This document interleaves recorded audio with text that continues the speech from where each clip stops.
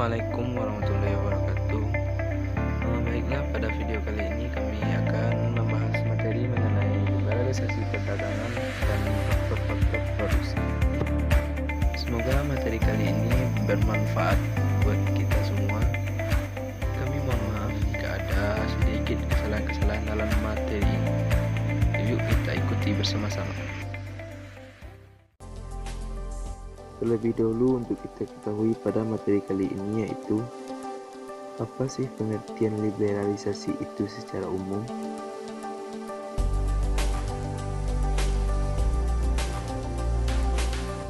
Liberalisasi dapat diartikan sebagai proses untuk menerapkan paham liberal dalam kehidupan, baik itu dalam tatanan negara maupun ekonomi.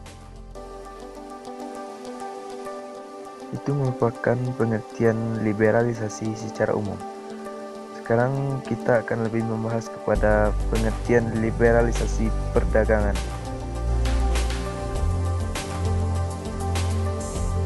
Liberalisasi perdagangan adalah sebuah konsep ekonomi yang mengacu kepada berlangsungnya penjualan produk antar negara tanpa dikenai pajak ekspor-impor atau hambatan perdagangan lain. Disebutkan pula bahwa liberalisasi juga menunjukkan kecenderungan makin berkurangnya intervensi pasar, sehingga liberalisasi dapat menggambarkan situasi semakin terbukanya pasar domestik untuk produk-produk luar negeri. Selanjutnya, bagaimana konsep perdagangan internasional? Secara umum, konsep perdagangan dibangun berdasarkan pemikiran keunggulan komparatif dan daya saing yang berbeda antar negara. Apa yang dimaksud dengan komparatif? Komparatif merupakan konsep yang telah berusia 250 tahun dan tidak tergoyahkan hingga saat ini.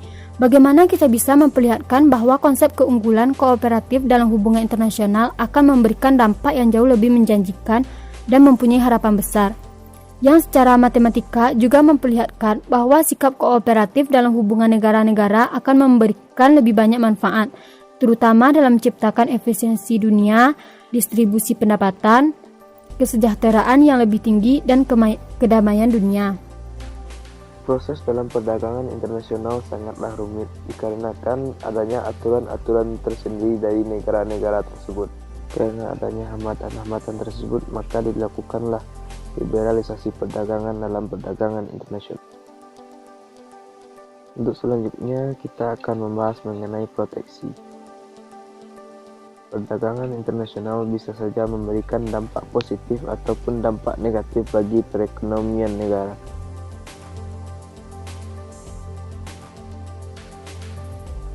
Jadi pertanyaan buat kita selanjutnya yaitu apa itu proteksi?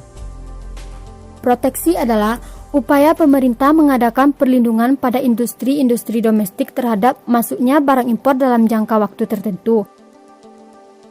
Tujuan dari proteksi diantaranya yaitu melindungi serta mengontrol industri-industri yang berada di dalam negeri. Bentuk dari kebijakan proteksi diantaranya yaitu: pertama, kuota. Kuota adalah hambatan kuantitatif yang membatasi impor barang secara khusus dengan spesifikasi jumlah unit atau nilai total tertentu per periode waktu. Yang kedua, secara khusus. Perdagangan atau kegiatan impor yang dilakukan oleh pemerintah atau monopoli impor adalah oleh badan usaha milik negara. Yang ketiga, larangan impor adalah bentuk hambatan langsung di mana larangan ini merupakan bentuk yang paling ketat dari segala hambatan impor dengan melakukan larangan impor untuk kategori barang tertentu. Yang keempat, kontrol devisa merupakan hambatan administrasi atau transaksi yang melibatkan mata uang asing. Selanjutnya kita akan membahas materi tentang faktor-faktor produksi. Secara sederhana, faktor produksi dapat diartikan sebagai segala sesuatu yang dapat memperlancarkan proses produksi. Di antara faktor-faktor yang dibutuhkan saat produksi diantaranya yaitu tenaga kerja. Menurut Senery dan Sirquin, proses pembangunan ekonomi biasanya tidak hanya ditandai dengan terjadinya perubahan atau pergeseran pada struktur permintaan dan penawaran barang atau jasa yang diproduksi.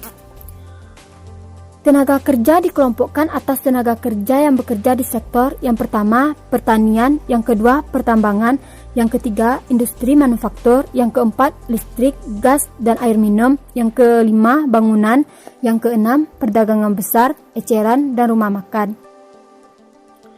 Modal. Pada umumnya, yang dimaksud dengan modal adalah barang-barang atau peralatan yang dapat digunakan untuk melakukan proses produksi.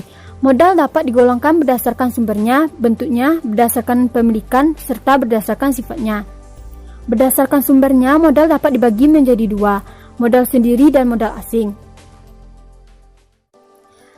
Teknologi. Kemajuan teknologi bisa dianalogikan dalam analisis faktor-faktor produksi yang tersedia, di mana kita bisa menempatkan teknologi sebagai salah satu faktor produksi juga. Yang pertama, teknologi adalah faktor produksi yang bersifat unik dikarenakan biasanya mempengaruhi hampir seluruh faktor produksi yang lain. Kemajuan teknologi juga dalam kenyataannya merupakan faktor yang sangat penting yang menentukan pola perdagangan internasional maupun perkembangan ekonomi negara-negara di dunia. Bagaimana perpindahan faktor produksi antar negara? Perpindahan faktor produksi antar dua negara biasanya berdasarkan faktor kebutuhan yang saling menguntungkan antar kedua negara tersebut, biasa dengan mekanisme kerjasama yang bersifat bilateral atau kerjasama perdagangan antara dua negara. Misalnya, kerjasama dalam bidang perdagangan antara Indonesia dengan Malaysia atau Indonesia dengan Singapura. Baiklah, mungkin hanya sekian materi kita pada video kali ini. Dan jika ada kesalahan-kesalahan kami dalam video ini, kami mohon